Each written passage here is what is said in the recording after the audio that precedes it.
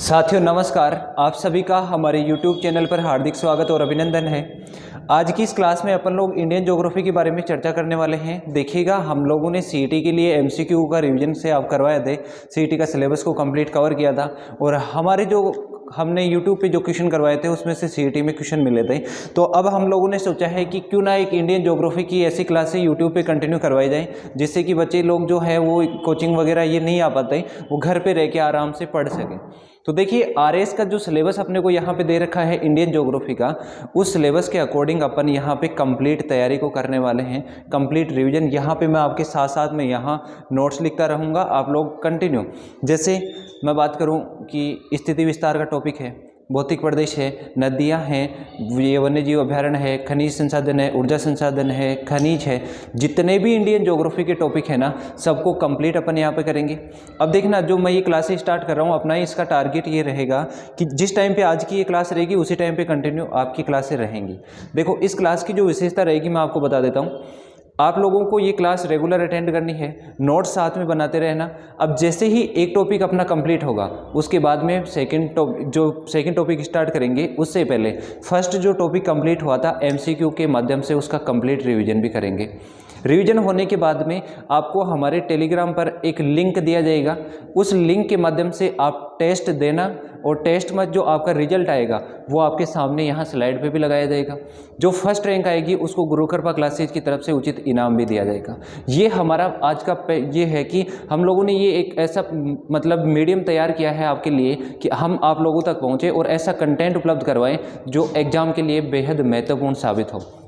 जैसे मैं Indian geography की अभी करवा रहा हूँ, राजेंद्र जी सर आपको यहाँ पे जैसे पॉलिटी की क्लासें लेंगे, आपकी हर क्लास होगी, एक एक सब्जेक्ट को कम्प्लीटली अच्छी तरीके से पढ़ेंगे। तो चलिए अब बिना टाइम वेस्ट के वीडियो की शुरुआत करते हैं। नोट्स मैं आपके सामने लिखता रहूँगा, आप भी अपने साथ में नोट्स बनाते रहना। अगर आपको नोट्स नहीं बना रहे तो इसकी जो PDF होगी, जो PNG होगी, वो आपको हमारे टेलीग्राम पे मिल जाएगी और जिसका डिस्क्रिप्शन बॉक्स में लिंक दिया गया है, आप उसको ज्वाइन करें। जैसे ही आज की क्लास होगी, इसके बेस पे जो भी क्वेश्चन होंगे वो आपको टेलीग्राम के अंदर क्विज के रूप में रहेंगे, तो आप उसको टेस्ट को भी देख सकते हो कि हमारे क्वेश्चन सही भी हो रहे हैं या नहीं हो रहे हैं। चलिए अब अपन शुरुआत करते हैं और आपको एक छोटा सा मैप दिख रहा होगा। बताओ, देखिए ये किसका मैप है? वर्ल्ड यानी कि ग्लोब है। ग्लोब यहाँ पे रिप्रेजेंट कर रहा है किस किस को? महाद्वीप और महासागर को। और इसमें भी मैंने एक ऐसा बना रखा है कि ग्रीन कलर में हाईलाइट किया हुआ भाग आपको दिख रहा होगा।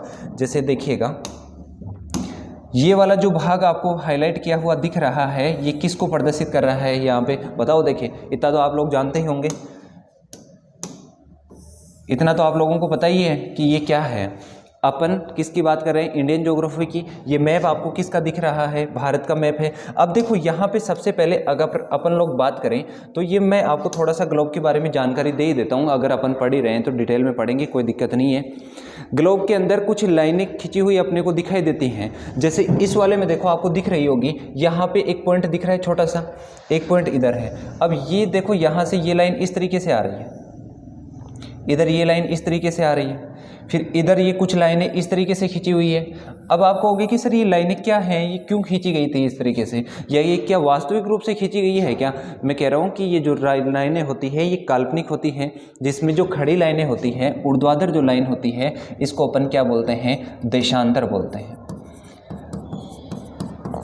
फिर अगर अपन लोग बात करें कि जो ये आड़ी लाइनें होती हैं, इनको अपन क्या बोलते हैं? अक्षांश रेखाएं बोलते हैं। देशांतर और अक्षांश की अगर अपन बात करेंगे तो वो वर्ल्ड ज्योग्राफी जब स्टार्ट करेंगे तो उसमें करेंगे। यहाँ पे मैं थोड़ा बेसिक बता देता हूँ आपको। फिर भी अक्षांश रेखाएं जो होती है ये किसका ज्ञान करवाती है हमें? अक्षांश रेखाएं, जैसे अक्षांश रेखा जो होती है ये किसका ज्ञान करवाएगी? देशांतर रेखा किसका ज्ञान करवाएगी? अक्षांश रेखा जलवायु का। जलवायु के साथ साथ में किसका ज्ञान करवाती है? अक्षांश रेखाओं से हमें जलवायु का पता चलता है, मौसम का पता चलता है कि जो है जैसे 0 डिग्री के पास का जो क्षेत्र होता है, भूमध्य रेखा का वाला क्षेत्र, उसमें उष्णकटिबंधीय क्षेत्र में आता है। फिर 23.5 डिग्री से ऊपर चलते हैं वो शीतोष्ण में आ जाएगा, फिर ऊपर शीत कटिबंध में आ जाएगा 66.5 डिग्री वाला। जैसे कि अक्षांश रेखाएं जो है ये किसका ज्ञान करवा रही है? अक्षांश रेखाएं ज्ञान करवाती है जलवायु का, और देशांतर रेखाएं किसका ज्ञान करवाती है, समय का। देखिए हम जब पहले मैंने आपको हमारी क्लासें जैसे पैनल पे नहीं हो रही थी वैसे चल रही थी, तब मैंने आपको एक क्वेश्चन करवाया था देशांतर से संबंधित, और उसमें आपको समय की गणना करनी थी। अब समय की गणना करने का वैसा क्वेश्चन जब मैंने करवाया था तब लोगों ने कहा था कि यार आप लोग ऐसे क्यों पढ़ा रहे हो, ये आते तो नहीं है ऐसे क्वेश्चन। अभी जो पेपर लगा यूपीएससी का पेपर लगा था, एनडीए के एग्जाम जो लेती है यूपीएससी, उसमें ऐसे कैसे क्वेश्चन आया था कि अगर यहाँ भूटान का, उसमें इंडिया का समय दे रखा था और उसने लंदन का समय पूछा था। तो देखिए मैं थोड़ा सा यहाँ पे शॉर्ट में बता देता हूँ कि जैसे मान लो ये अपनी पृथ्वी है और ये जो रेखा है ये 0 डिग्री देशांतर को रिप्रेजेंट कर रही है। अब 0 डिग्री से जैसे जैसे अपन पूर्व दिशा में चलेंगे तो अपने को क्या करना है, टाइम को प्लस करना है। मैं क्या कह रहा हूँ कि अगर पूर्व दिशा में चलेंगे तो प्लस करना है और पश्चिम में चलेंगे तो क्या करना है, माइनस करना है। देखना अब है कि 1 डिग्री देशांतर को पार करने में कितना समय लगता है। आप कहोगे कि सर 4 मिनट का समय लगता है, बिल्कुल सही बात है। अब मैं आपको कहूँ कि आप मेरे को ये बताओ कि अगर 0 डिग्री का जो टाइम है वो 1 बजे का समय है, मैं कह रहा हूँ आपके कि भारत का समय कितना हो जाएगा। आप कहोगे कि सर भारत का जो समय है वो जीएमटी से 5.5 घंटे आगे है, तो 1 बजे का है तो ये कितने बजे का हो जाएगा। अब देखो आपको क्या करना है कि अगर 0 डिग्री है, 82.5 डिग्री पूर्वी देशांतर की बात कर रहा है, तो 0 डिग्री से पूर्वी देशांतर की ओर चलेंगे, इसका मतलब पूर्व दिशा में चल रहे हैं। अगर पूर्व दिशा में चलेंगे तो मैंने लिख दिया आपके सामने कि अगर अपन लोग पूर्व दिशा में चलेंगे तो अपने को क्या करना है, प्लस करना होता है। तो 5.5 में आगे चलेंगे तो कितना घंटे आगे हो गया, 82 डिग्री देशांतर तक चलेंगे, और 82 डिग्री देशांतर को जब अपन 4 से मल्टीप्लाई करेंगे तो लगभग 330 घंटे के समथिंग आ जाएगा, मिनट के समथिंग। तो वो कितना हो जाएगा, 5.5 घंटे हो जाएगा। तो जीएमटी से कितना आगे, 5.5 घंटे आगे। अब मैं यही क्वेश्चन आपको रिपीट करके ऐसे बता दूं कि इंडिया का समय 7:30 बजे का है, तो इसका 0 डिग्री का समय कितना हो जाएगा। तो आप क्या कहोगे कि 5.5 घंटे आगे था ना, अब अपन कहाँ जा रहे हैं, 82 से 0 की तरफ आ रहे हैं, मतलब पश्चिम दिशा में जा रहे हैं, तो अपन क्या कर देंगे, उसको माइनस कर देंगे, और माइनस करेंगे तो कहाँ का समय आ जाएगा, 0 डिग्री का समय आ जाएगा। अब देखो यहाँ पे इंडिया की अगर अपन बात करें, भारत की, देखो यहाँ पे आपको ये ग्लोब दिख रहा है, इसमें कुछ आपको दिख रहे होंगे कि यहाँ पे महाद्वीप है, महासागर है। अब कौन सा महासागर है, ये महाद्वीप महासागर जब अपन पढ़ेंगे तब डिटेल में पढ़ेंगे। अपन लोग यहाँ पे चर्चा करने वाले हैं एशिया महाद्वीप का ये देश है, कौन सा, इधर ये भारत। अब देखो अगर अपन भारत को कुछ इस तरीके से मिलाते हुए खींचे, इसकी लाइनें बनाएं, तो आपको ये किसकी तरह नजर आ रहे हैं, एक पतंग की तरह लग रहा है। तो अपन बोल सकते हैं कि इसमें देखो 4 कोने नजर आ रहे हैं, 1 2 3 4। तो इसकी आकृति की अगर अपन बात करें, इंडिया की शेप की बात करें, तो वो कैसी है, चतुष्कोणीय शेप है, चतुष्कोणीय आकृति में है। फिर अपन लोग कहें यहाँ से कि अगर सर अपन इसको विश्व के सापेक्ष देखते हैं तो भारत की स्थिति कहाँ पर है। देखो हाईलाइट की हुई एक लाइन आपको यहाँ पे नज़र आ रही होगी, देखना ये वाली लाइन, और ये जो लाइन है ये मैंने कहा था कि जो आड़ी लाइनें होती हैं ये किसको रिप्रेजेंट करती है, हमेशा 0 डिग्री अक्षांश रेखाओं को रिप्रेजेंट करती है। और जो ऊर्ध्वाधर लाइनें होती हैं उत्तरी ध्रुव को दक्षिणी ध्रुव से मिलाते हुए खींची जाती हैं, उनको क्या बोलते हैं, देशांतर। तो देखो एक लाइन ये वाली नज़र आ रही होगी यहाँ पे, ये क्या है, 0 डिग्री देशांतर। अब मैंने कहा था आपको कि अक्षांश रेखाएं किसका ज्ञान करवाती है, जलवायु का, देशांतर रेखाएं समय का, छोड़ो उसको। अब अपने को क्या करना है, स्थिति का पता लगाना है।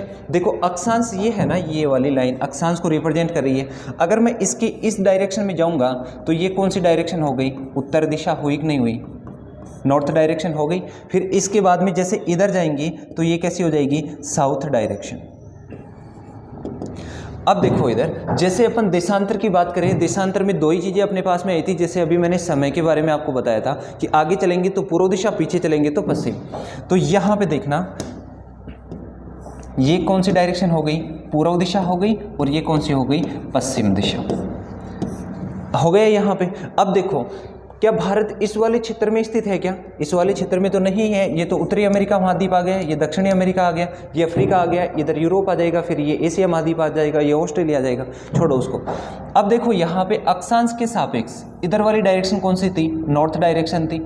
फिर इधर वाली डायरेक्शन देशांतर के सापेक्ष कौन सी थी, साउथ थी। तो इधर से इधर देखो कि ये कौन सी डायरेक्शन में आ गया, नॉर्थ और साउथ, नॉर्थ और ईस्ट डायरेक्शन में, यानी कि उत्तर पूर्व दिशा में। तो भारत की स्थिति कहाँ पर है, उत्तर पूर्व दिशा में।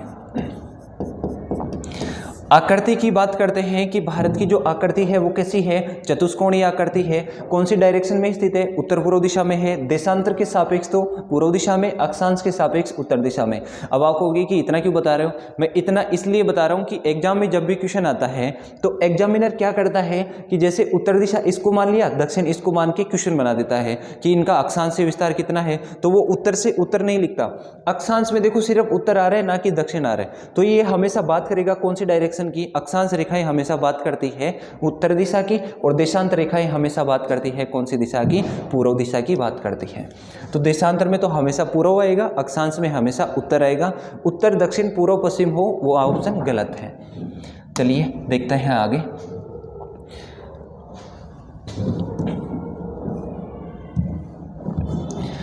ये ऐप मैप है आपके सामने बना हुआ है। अब देखिए इसके अपन लोग बात करें कि सर भारत जो है, पहले भारत की स्थिति की अगर अपन बात करें कि भारत कहाँ पे स्थित है, मैंने अभी आपको बता दिया कि ये एशिया महाद्वीप में स्थित है और लगभग दक्षिण में स्थित है। अब अपन लोग यहाँ पे चर्चा करते हैं कि सर जो भारत है उसका क्षेत्रफल कितना है, क्षेत्रफल में कौन सा है। अब दो तरीके से अपन भारत के आकार को यहाँ पे अध्ययन करेंगे। भारत के आकार की बात करें तो एक तो है कि सर ये जो है पॉपुलेशन के अकॉर्डिंग कैसा है।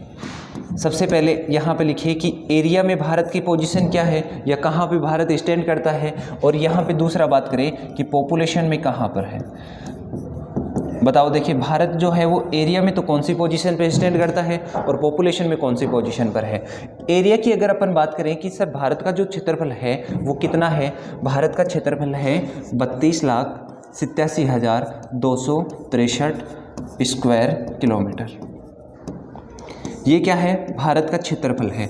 अब अपन लोग चर्चा करें कि सर भारत जो है, आपने बता दिया कि भारत का एरिया तो इतना है, लेकिन ये अगर अपन लोग विश्व के सापेक्ष में इसको देखते हैं, यानी कि वर्ल्ड ज्योग्राफी में वर्ल्ड का जो कंप्लीट एरिया है अपनी पृथ्वी का, उसके अकॉर्डिंग देखें कि कितना % एरिया जो है वो भारत के पास में है। तो आप लोगों के पास में जैसे इस स्लाइड में दिख रहा है कि एरिया जो है, एरिया के अंदर भारत जो इंडिया है कितना % भाग रखता है। इंडिया यहाँ पे जो भाग रखता है वो कितना % है,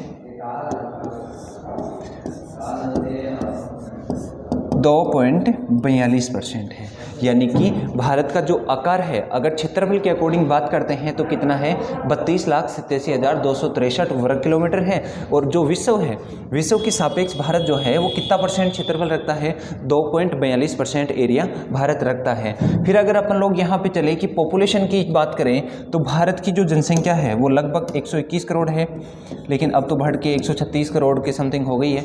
देखिए फिर 121 करोड़ जो है ये कौन सी जनगणना के अनुसार है, 2011 की जनगणना के अनुसार है।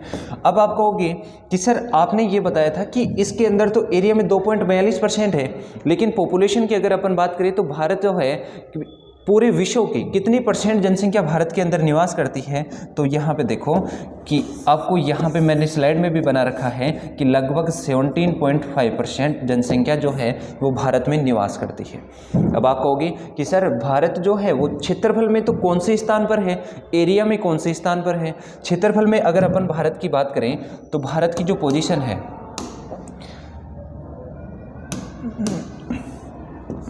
भारत एरिया में तो कौन से स्थान पर है, 7th पोजीशन पर स्टैंड करता है। अगर पॉपुलेशन के अंदर बात करें तो पॉपुलेशन में 2nd नंबर पर है। भारत की जनसंख्या में कौन सी स्थिति है विश्व में, 2nd नंबर पे है। अब आप कहोगे कि सर 1st नंबर पे कौन है, 1st नंबर पे चाइना है और जिसकी जनसंख्या लगभग 27% है।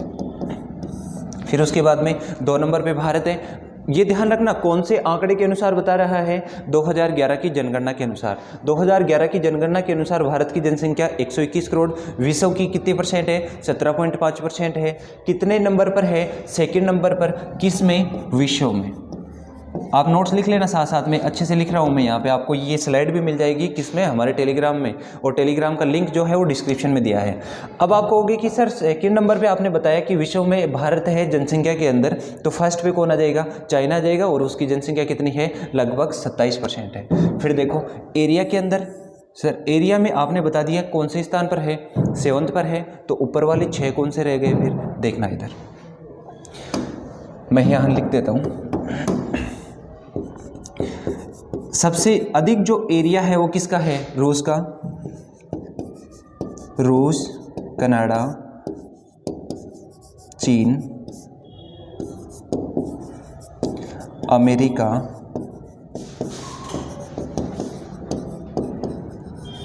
ब्राज़ील,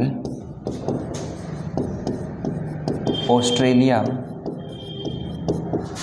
और 7 नंबर पे कौन आ जाएगा अपना भारत, 8 नंबर पे अर्जेंटीना। देखिए अगर अपन एरिया की बात करें तो एरिया में भारत की स्थिति मैंने अभी आपको बताया कि 7 नंबर पे है, इसको याद रख लेना, रुक चीन जरा अब भारत आया इस तरीके से। 8 नंबर पे कौन आ जाएगा, 8 नंबर पे मैं लिख देता हूँ। अभी तक एग्जामिनर यहाँ नहीं पहुँचा है, लेकिन क्या पता, आजकल भरोसा भी तो नहीं है ना, कुछ भी दे रहा है। अच्छे लेवल के पेपर बन रहे हैं, सीईटी का पेपर बना था, बेहद शानदार पेपर था। पॉलिटी को, और इस टाइम पे पॉलिटी, ज्योग्राफी, इकोनॉमिक्स तो इतने पूछ रहे हैं कि सीमा ही नहीं है। देखो अपन ने किसकी बात की, भारत के आकार की बात की। भारत का आकार अपन ने किस किस के अकॉर्डिंग देखा, एरिया के अकॉर्डिंग और पॉपुलेशन के अकॉर्डिंग। एरिया में भारत का कितना परसेंट है, 32,87,263 वर्ग मील है, जो कि विश्व के सापेक्ष कितना परसेंट है, 2.42% है। पॉपुलेशन में कितनी है भारत की पॉपुलेशन, 121 करोड़ है, जो कि कौन सी जनगणना के अनुसार है, 2011 के अनुसार। और कितने परसेंट है विश्व की, 17.5% जनसंख्या है। फिर देखो एरिया में अगर अपन बात करें कि सर एरिया के अंदर भारत कौन से स्थान पर है, 7वें नंबर पे है। 6 बड़े कौन कौन से हैं, रूस, कनाडा, चीन, अमेरिका, ब्राज़ील, ऑस्ट्रेलिया, भारत और अर्जेंटीना। अर्जेंटीना 8 नंबर पे है, थोड़ा सा ध्यान रखना। फिर देखो आकार के अंदर मैंने बताया आपको कि 17.5% है, 2nd नंबर पर है विश्व में। और इसके जो 1 नंबर पे है वो कौन सा देश है, चाइना है। चाइना की जनसंख्या कितनी है, लगभग 27% जनसंख्या है वो चीन के अंदर निवास कर रही है। फिर देखिए आगे, आप लोग इसको लिखना चाहो तो लिख लो एक बार।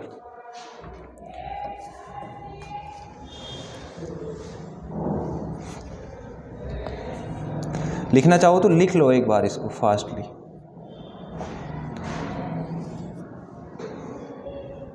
और इसके ना जो क्वेश्चन है वो भी मैं आपको यहाँ पे करवाऊंगा, ध्यान रखना। जैसे ये टॉपिक कंप्लीट हो जाएगा स्थिति विस्तार का, उसके बाद में इसके एमसीक्यू के क्वेश्चन भी करेंगे।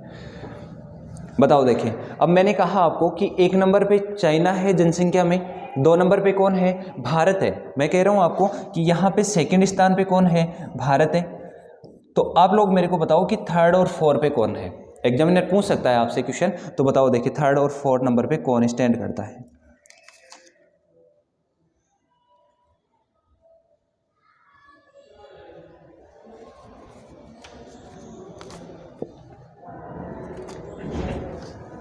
कमेंट करके बताते रहो साथ साथ में आप लोग, जिससे कि आपको भी पता चले कि हम लोग क्या पढ़े थे और क्या पढ़ना चाहिए था। आप बताना इसका आंसर। मैं कह रहा हूँ आपको कि 3rd पे कौन है, 4 पे कौन है और 5 पे कौन है। ठीक है, चलिए आगे चलते हैं। इधर देख लो, पॉपुलेशन के अंदर रेस्ट पार्ट कितना है, 82.5%, यानी कि ये अन्य देशों के अंदर निवासित है। और भारत के अंदर कितना है, 17.5 है। और एरिया के अंदर भारत कितना परसेंट रखता है, 2.4% रखता है। चलिए आगे चलते हैं। फिर देखिएगा आपके सामने मैप है, और यहाँ पे मैं बात करूँ कि सर भारत के अंदर स्टेट्स की संख्या कितनी है। अगर राज्यों की संख्या की अगर अपन बात करें कि भारत में कितने राज्य हैं, तो भारत में राज्यों की संख्या है 28। और केंद्र शासित प्रदेश यानी कि यूटी की अगर अपन बात करें, यूनियन टेरिटरी, वो कितने हैं, 8 हैं। बिल्कुल सही है, पहले 7 थे, फिर उसके बाद में जम्मू कश्मीर और लद्दाख को अलग किया गया, 9 हो गए थे, फिर दमन और दीव को 1 कर दिया था। अब देखो यहाँ पे आप लोगों को इनकी लोकेशन पता होनी चाहिए कि कौन सा कहाँ पर स्थित है। अब इसमें से एग्जामिनर कैसे क्वेश्चन करता है, वो कहेगा कि कौन सा स्टेट 7 सिस्टर्स का भाग है, कौन सा नहीं है, सबसे बड़ा राज्य कौन सा है, सबसे छोटा राज्य कौन सा है, सबसे बड़ा केंद्र शासित प्रदेश कौन सा है, सबसे छोटा केंद्र शासित प्रदेश कौन सा है, राज्य कौन कौन से हैं, और अगर पूछ ले कि केंद्र शासित प्रदेश है वो कौन कौन से हैं। देखो यहाँ पे पूरा इसके अंदर आपको इसकी जो स्टेट एंड यूनियन टेरिटरी है वो कंप्लीट दिया है विथ कैपिटल। यहाँ पे देखो मैं थोड़ा सा आपको आइडिया बता देता हूँ, अच्छे से ध्यान से देखना मैप को। यहाँ पे देखो ये वाला क्षेत्र किसका है, लद्दाख का है। और लद्दाख की राजधानी की अगर अपन बात करें तो वो क्या है, लेह है। फिर देखो जम्मू कश्मीर की राजधानी क्या आ गई, यहाँ पे श्रीनगर हो गया। दिख नहीं रहा क्या,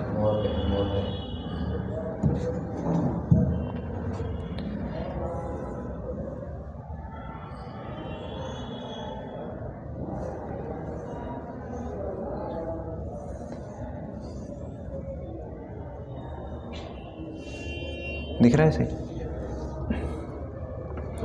देखो यहाँ पे आपको सबसे ऊपर एक स्टेट नज़र आ रहा है और ये कौन सा है? लद्दाख। मैं जो कह रहा हूँ उसको आप समझने की कोशिश करना।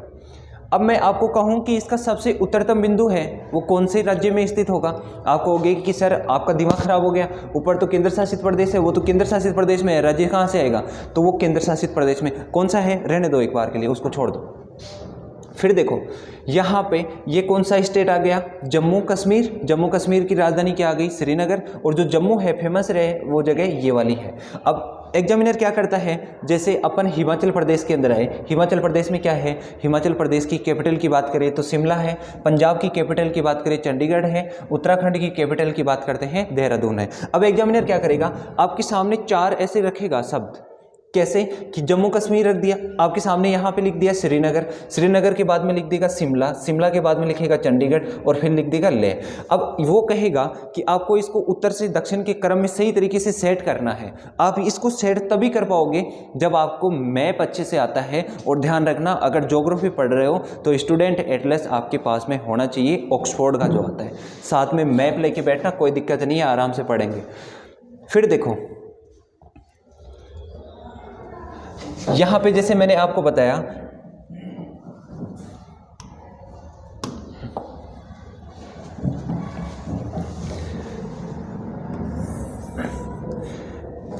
यहाँ पे देखिए उत्तराखंड है, उत्तराखंड की राजधानी क्या हुई? देहरादून। देहरादून के बाद में हरियाणा, हरियाणा के अंदर देखो ये छोटा सा भाग यहाँ पे किसका है? दिल्ली का है। यहाँ पे उत्तर प्रदेश की राजधानी लखनऊ है, राजस्थान की राजधानी जयपुर है, गुजरात की राजधानी गांधीनगर है, मध्य प्रदेश की भोपाल है, छत्तीसगढ़ की रायपुर है, झारखंड की राजधानी रांची है, बिहार की राजधानी पटना है, पश्चिम बंगाल की राजधानी कोलकाता है, सिक्किम की गंगटोक है, असम की दिसपुर है, अरुणाचल प्रदेश की ईटानगर है, नागालैंड की कोहिमा है, इम्फाल की मणिपुर है, मिजोरम की आइजोल है, त्रिपुरा की अगरतला, मेघालय की शिलोंग, असम की दिसपुर। फिर इधर आओ, आगे चलते हैं।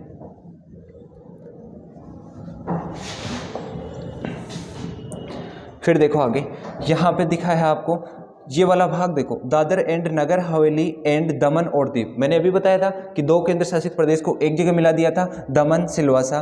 फिर सिलवासा इसकी राजधानी हो गया। महाराष्ट्र की राजधानी मुंबई है, हैदराबाद की राजधानी तेलंगाना है। ध्यान रख देना आप लोग अच्छी तरीके से, तेलंगाना की राजधानी क्या है? हैदराबाद। आंध्र प्रदेश की अमरावती। आंध्र प्रदेश की राजधानी अमरावती है, लेकिन इसको चेंज करने का प्रावधान किया गया है और इसकी राजधानी विशाखापट्टनम बनाने का निर्णय लिया जा रहा है। फिर देखो अपन लोग यहाँ पे चर्चा करें, आंध्र प्रदेश हो गया, तमिलनाडु की राजधानी क्या है? चेन्नई है।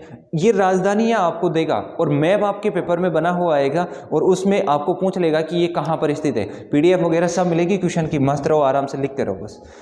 फिर देखो ये छोटा सा राज्य कौन सा है? पणजी गोवा है, गोवा की राजधानी पणजी है, कर्नाटक की बेंगलोर है, केरल की तिरुवनंतपुरम। अब आप लोग ध्यान रखना, मैंने आपको बताया कि सर 8 केंद्र शासित प्रदेश कौन कौन से हैं? ऊपर चलो, जम्मू कश्मीर और लद्दाख। साइड में देखना आप लोग, यहाँ पे जल राशि कहाँ पे स्टार्ट हो रही है? आप कहोगे कि सर ये वाला जो भाग है यहाँ पे, ये देखो गुजरात के नीचे जल वाली राशि है, ऊपर स्थल भाग है। इधर देखना वेस्ट बंगाल के बाद में इधर बे ऑफ बंगाल यानी बंगाल की खाड़ी आ जाती है और ऊपर कौन सा है? स्थल राशि है। अब देखो यहाँ पे जैसे जम्मू कश्मीर आपको नजर आ रहा है, क्या ये जलीय सीमा साझा करता है क्या? बिल्कुल भी साझा नहीं करता, ओनली स्थलीय सीमा बनाता है। लद्दाख कौन सी सीमा साझा करता है? स्थलीय सीमा साझा करता है। दिल्ली आ गया यहाँ पे। अब इसके बाद में देखो, ये देखना दादर नगर हवेली दमन दीव ये आ गया। फिर इसके बाद में लद्दाख की बात करें, ये लद्दाख आ गया, जिसको परवाल द्वीपों का समूह या मूंगा द्वीपों का समूह, लक्षद्वीप की बात करें परवाल द्वीपों का समूह या मूंगा द्वीपों का समूह माना जाता है। और इधर है अंडमान और निकोबार द्वीप समूह है, जिसके अंदर 2 समूह है, अंडमान समूह और निकोबार समूह है। अब यहाँ पे कौन कौन सी जनजातियाँ रहती हैं, कौन कौन से औद्योगिक प्रशिक्षण क्षेत्र हैं यहाँ पे, वो सब बातें अपन बाद में चर्चा करेंगे। अब इसकी जो मेन लोकेशन है उसके बारे में अपन देख रहे हैं। एकमात्र केरल ऐसा, ये जो पुडुचेरी है ये ऐसा केंद्र शासित प्रदेश है यानी कि यूनियन टेरिटरी है जो 3 राज्यों में स्थित है। अब आप कहोगे कि कौन कौन से हैं 3 राज्य? देखो यहाँ पे आपको यमन नज़र आ रहा है, ये पुडुचेरी का भाग है। फिर इसके बाद में देखो यहाँ पे ये पुडुचेरी है, इसका भाग आ ही गया। ये कराईकल ये आ गया। कराईकल के बाद में यहाँ पे देखो माहे। माहे कहाँ पर स्थित है? केरला में स्थित है। फिर इधर बात करें कराईकल कहाँ पर है, ये तमिलनाडु के अंदर स्थित है। यमन कहाँ पर है, आंध्र प्रदेश में स्थित है। तो ये 3 राज्य कौन कौन से हो गए, केरल, तमिलनाडु, आंध्र प्रदेश। एकमात्र ऐसा राज्य जो एकमात्र ऐसा केंद्र शासित प्रदेश जो 3 राज्यों में विस्तृत है, कौन सा है, पुडुचेरी है। कौन कौन से राज्य में विस्तृत है, आंध्र प्रदेश, तमिलनाडु और केरला में विस्तृत है। चलिए अब इसकी लोकेशन जो है कहाँ से कहाँ तक विस्तृत है उसके बारे में चर्चा करते हैं। देखो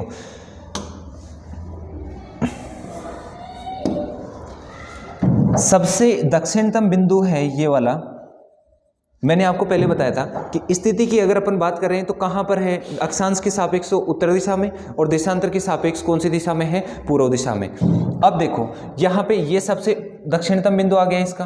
फिर इधर बात करते हैं तो ये सबसे उत्तरतम बिंदु आ गया। फिर गुजरात के अंदर सबसे पश्चिम हो जाएगा और ये कौन सा बिंदु हो गया इधर, पूर्वी बिंदु।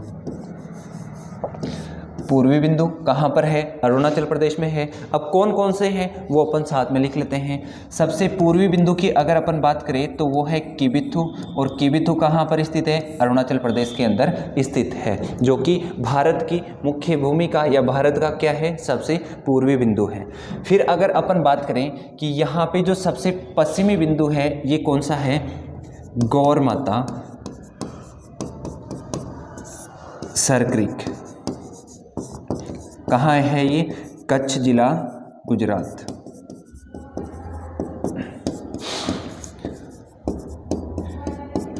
ये हो गया, यानी कि सबसे जो पूर्वी बिंदु है वो तो कौन सा है, किबिथु है, और सबसे जो पश्चिमी बिंदु है वो कौन सा हो जाएगा, गौरमाता सर क्रीक। जिला पूछी तो कच्छ जिला और कहाँ पर है, गुजरात के अंदर स्थित है।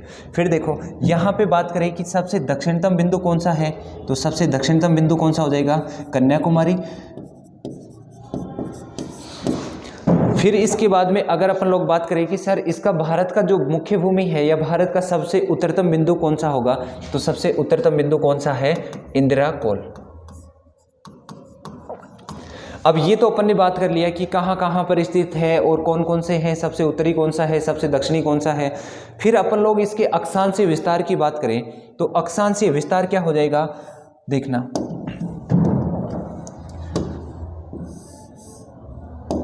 दिख रहा है क्या ये वाला मैन, अब दिख रहा है। 8 डिग्री 4 मिनट उत्तरी अक्षांश से 37 डिग्री 6 मिनट उत्तरी अक्षांश। 8 डिग्री 4 मिनट उत्तरी अक्षांश से यहाँ पे आ जाएगा 37 डिग्री 6 मिनट उत्तरी अक्षांश। भारत का विस्तार अगर अपन अक्षांश के सापेक्ष बात करते हैं तो कहाँ से कहाँ तक है, कन्याकुमारी से लेके इंदिरा कोल तक है। कन्याकुमारी जो बिंदु है वो कौन से अक्षांश पे स्थित है, 8 डिग्री 4 मिनट पे स्थित है। और इंदिरा कोल जो सबसे उत्तरतम बिंदु है वो कहाँ पर है, 37 डिग्री 6 मिनट से उत्तरी अक्षांश पर स्थित है। फिर अगर अपन लोग इसके देशांतरीय विस्तार की बात करें तो देशांतरीय विस्तार कितना होगा, 68 डिग्री 7 मिनट पूर्वी देशांतर से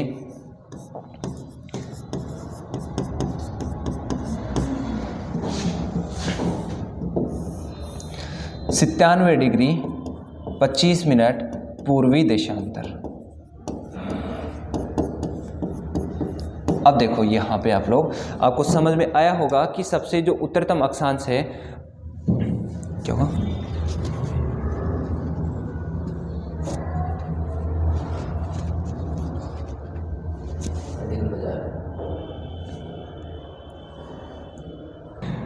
अब देखिएगा यहाँ पे आप लोग, जैसे मैंने आपको बताया कि भारत की जो स्थिति है वो कहाँ से कहाँ तक है, 8 डिग्री 4 मिनट उत्तरी अक्षांश से लेके 37 डिग्री 6 मिनट उत्तरी अक्षांश, जो कि कन्याकुमारी से इंदिरा कोल तक है। फिर अगर अपन लोग बात करें कि सर यहाँ से ये जो वाली दूरी है ये कितनी है, बताओ। देखिए आप लोग कमेंट करके बताओ कि भारत की उत्तर से दक्षिणतम जो दूरी है वो कितनी है। तो ये वाली जो डिस्टेंस है इसकी अगर अपन बात करें तो ये कितनी है, 3214 किलोमीटर है। यानी कि भारत की उत्तर से दक्षिण लंबाई की अगर अपन बात करते हैं तो वो कितना है, 3214 किलोमीटर है। फिर अगर पूर्व से पश्चिम की अगर अपन बात करें कि भारत के पूर्व से पश्चिम वाली लंबाई कितनी है, तो ये लंबाई कितनी होगी, 2933 किलोमीटर हो जाएगी। अब देखिएगा अपन लोग यहाँ पे चर्चा करें कि सर भारत जो है इसका पूर्वी जो बिंदु है वो कितने डिग्री अक्षांश पे स्थित है। आप ये मत कर देना कि ये पूर्वी यहाँ से स्टार्ट होता है तो ये है, ये नहीं होगा। भारत का सबसे पूर्वी बिंदु जहाँ पे सबसे पहले सूर्योदय होता है कौन सा है, किबिथु अरुणाचल प्रदेश है। कितने डिग्री अक्षांश पे स्थित है। आप कहोगे कि सर अक्षांश पे कहाँ से आ गया, ये मत कर देना कि 97 डिग्री 25 मिनट अक्षांश पे स्थित है। पूर्व से पश्चिम किसकी बात, ओनली देशांतर की बात। कौन सा है, 97 डिग्री 25 मिनट पूर्वी देशांतर पर स्थित है। फिर इसके बाद में बात करें कि सबसे पश्चिमी बिंदु कौन सा है, तो गौरमाता सरक्रिक कच्छ जिला गुजरात, कितना डिग्री देशांतर है, 68 डिग्री 7 मिनट पूर्वी देशांतर है। फिर अपन ने बात की इसकी लंबाई की, उत्तर से दक्षिण लंबाई कितनी है, 3214 किलोमीटर है। और फिर पूर्व से पश्चिम लंबाई कितनी है, 2933 किलोमीटर है। फिर अगर अपन बात करें कि सर अगर अपन केंद्र शासित प्रदेश को इसके में शामिल कर लें तो फिर इसका अक्षांशीय विस्तार कितना हो जाएगा, तो केंद्र शासित प्रदेश के अंदर यहाँ पे बिंदु जो है ये अंडमान निकोबार द्वीप समूह है, भारत का केंद्र शासित प्रदेश है। और यहाँ पर है इंदिरा पॉइंट, जिसको लाहिचिंग पॉइंट, पिग्मेलियन पॉइंट भी कहते हैं। और ये कितने डिग्री देशांतर पर स्थित है, 6 डिग्री 45 मिनट देशांतर पर स्थित है। क्या देशांतर की बात नहीं करेंगे अपन, किसकी बात करेंगे, अक्षांश की। तो कहाँ पर स्थित है, उत्तरी अक्षांश। कौन से उत्तरी अक्षांश पर है, 6 डिग्री 45 मिनट उत्तरी अक्षांश पर है। देखिए अगर आप लोगों को उत्तरी अक्षांश में ये दिया हुआ नहीं हो तो आपको क्या करना है, 6 डिग्री 45 मिनट उत्तरी अक्षांश से 37 डिग्री 6 मिनट उत्तरी अक्षांश, लंबाई कितनी, 3214 किलोमीटर। अब अपन ने जो पढ़ा था एक बार अपन फास्टली इसको रिवाइज कर लेते हैं, फिर बाकी बात नेक्स्ट क्लास में करेंगे। मैंने कहा कि देशांतर रेखाएं जो होती है वो हमेशा किसका ज्ञान करवाएगी, आपको समय का ज्ञान करवाती है। अक्षांश रेखाएं किसका ज्ञान करवाएगी, जलवायु का ज्ञान करवाती है। फिर देखिए अपन ने देखा था कि विश्व के ग्लोब के अंदर भारत की स्थिति कौन सी डायरेक्शन में है, उत्तर पूर्व दिशा में है। ठीक है, बिल्कुल कोई बात नहीं। आकृति कैसी है, चतुष्कोणीय आकृति है। फिर देखो आकार की बात करें कि एरिया में भारत का आकार कितना है, पॉपुलेशन में कितना है, तो एरिया के अंदर 32,87,263 स्क्वायर किलोमीटर है। ये डाटा चेंज भी हो गया है, ध्यान रखना। आप कमेंट करके बताना कि भारत के जो नया एरिया अभी रिप्रेजेंट किया जा रहा है वो कितना किलोमीटर है।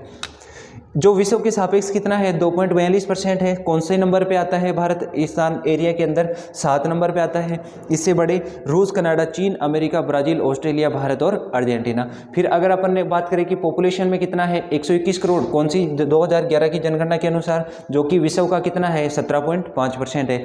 1 नंबर पे कौन है, चाइना है। फिर अपन ने बात किया कि इसका अक्षांशीय विस्तार कितना है। अगर अपन पूरे केंद्र शासित प्रदेश को शामिल कर लेंगे तो 6 डिग्री 45 मिनट से होगा। अगर इसको शामिल नहीं करते हैं तो 8 डिग्री 4 मिनट, या इसको 45 भी मान सकते हैं। फिर है 68 डिग्री 7 मिनट से 97 डिग्री 25 मिनट। अपन लोग इसको कल लिख लेंगे, कल लिखने के बाद में आगे कंटिन्यू करेंगे। अगर आपको ये जानकारी पसंद आई हो तो चैनल को लाइक शेयर एंड सब्सक्राइब जरूर करना। और ध्यान रहे अगर ये क्लास आप लोग अधिक से अधिक लोगों तक शेयर करेंगे तो मैं और भी बेस्ट आपको यहाँ पे कंटेंट उपलब्ध करवाने की कोशिश करूँगा। Thank you.